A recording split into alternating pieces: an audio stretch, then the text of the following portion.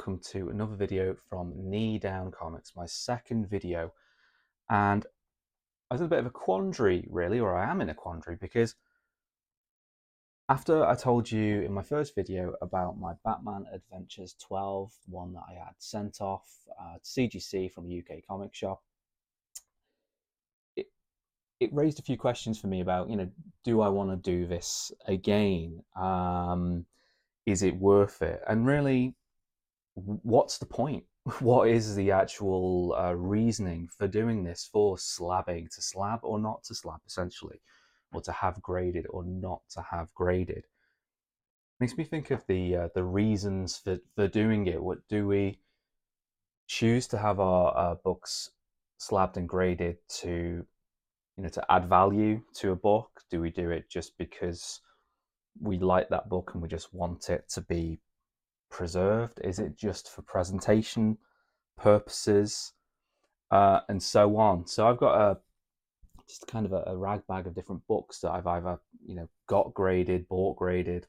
In that case, the Batman Adventures 12 had graded myself, and some of the reasons for it. But I also have a collection of books that I have considered in the last while, over the last year or so, to have graded, and then ultimately, in most cases, just decided I'm not going to.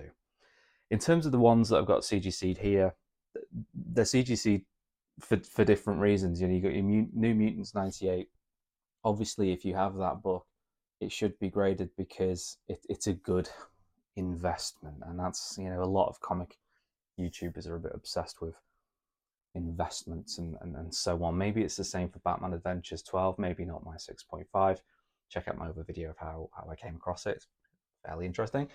Got my Beavis and Butthead #1. That's just an example for me of I just want it. I love Beavis and Butthead. I'm a huge Mike Judge fan. That book is never going to be worth any more than the cost of having it graded, but I just like it. Batman Dark Knight Returns #1. That's the first CGC book that I ever got. I'm a big fan of Dark Knight Returns. It's incredible. Don't need to tell you. It's fantastic. But it was the first CGC that I ever bought, and then holding it, feeling it in its Perspex case, the fact that it's preserved forever, kind of. It kind of was a moment of realization for me, thinking, oh dear, I like these, and I know I'm going to get more of these. Totally appreciate that a lot of people do prefer their books to be raw, and they completely disagree with the idea of grading, and that's fine too. And as long as people respect that everyone has their own reasons, as I say, just for presentational purposes, for just to preserve their book, or just because they enjoy it, or maybe being a bit more cynical, just to make money at a later date, possibly. In the UK, obviously from the UK, it's a little bit harder to send books to CGC, or it's certainly more costly. I would have to be a member. I'd have to incur big costs in actually getting them to CGC, getting them back, and so on. Talked about the process of getting this graded in my other video, that you can get it sent through a CGC authorized dealer comic shop in the UK. I've currently got Batman 189, the first silver appearance of Scarecrow, with a comic book shop, or hopefully it's with CGC now, and we'll see how that goes. But that obviously incurs costs too, a lot less though.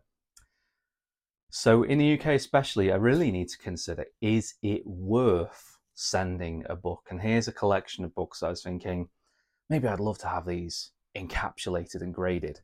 But then you think, why?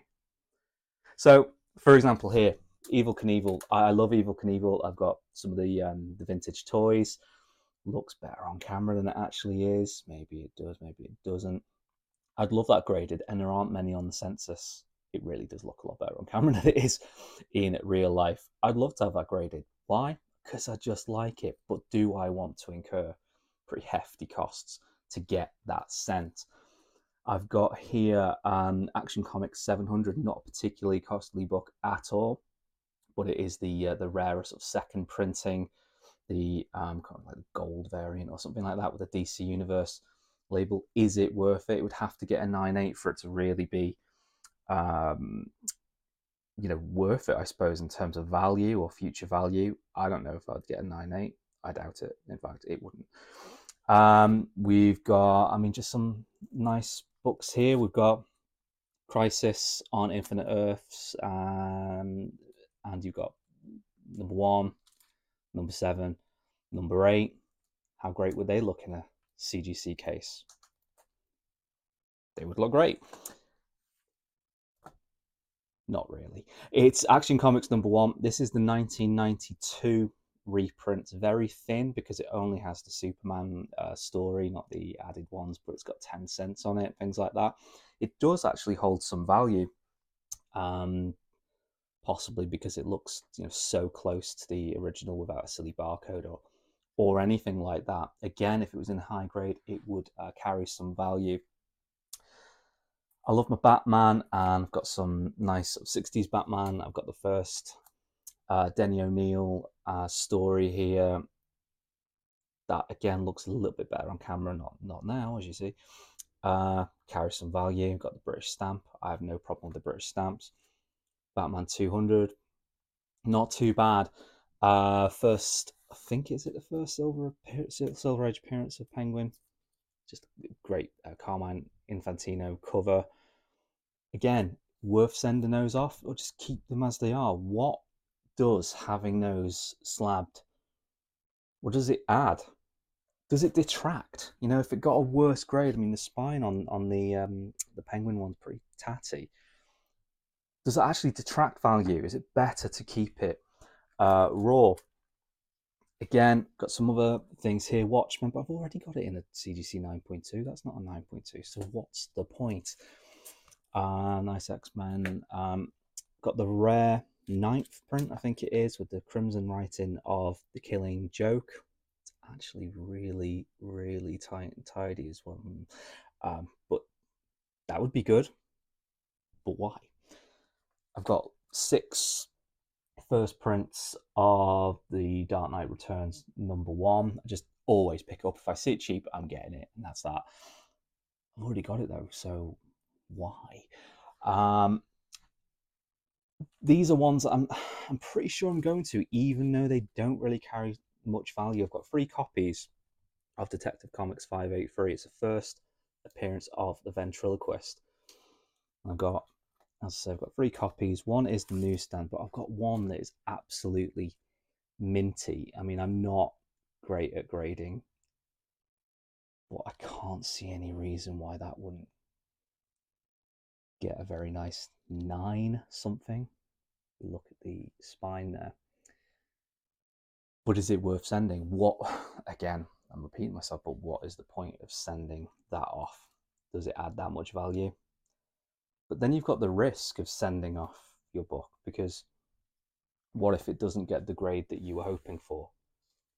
And it kind of, there was no point in actually getting it sent off.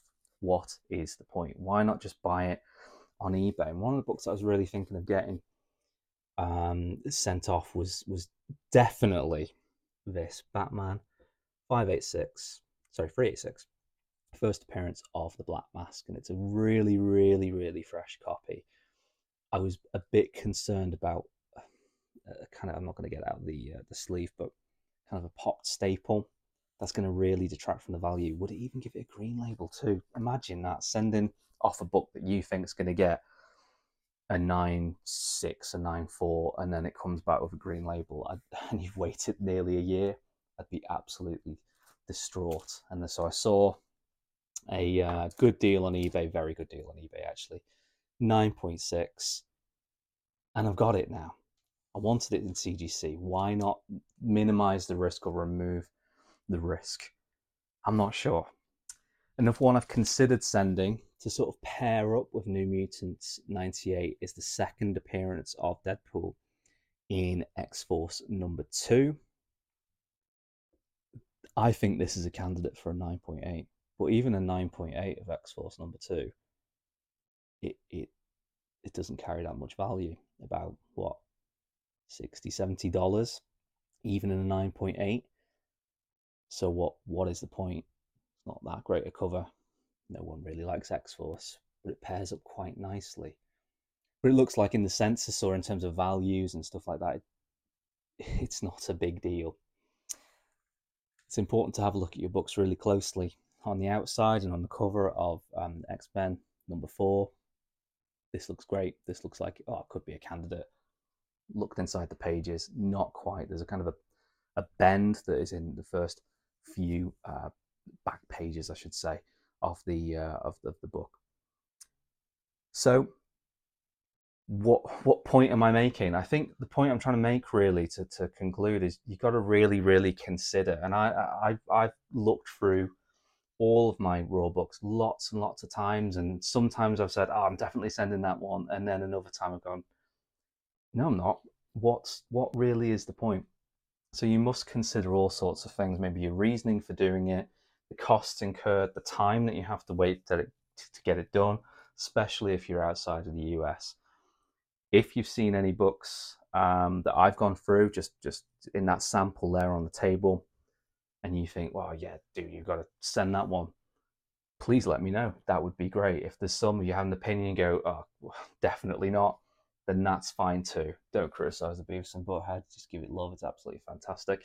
Thank you very much. That was the second video from Knee Down Comics. Hope you enjoyed it, and more to follow in the future. Bye bye.